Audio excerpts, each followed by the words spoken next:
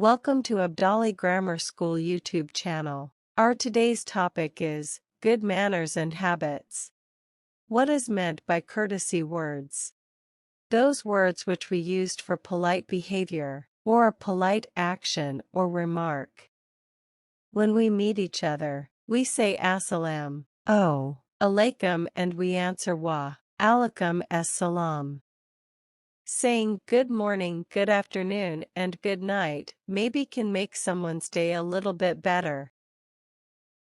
We use hello, hi words to make the conversation more formal. When we call someone we say excuse me. When I receive something I say thank you. When I make a mistake I say sorry. In return of thank you, we say welcome. Alhamdulillah is a way to express satisfaction.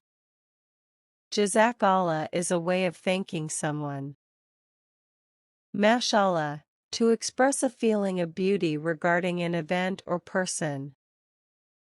Inshallah, to express hope about a certain future event. Thanks for joining us in this educational journey. We will see you in the next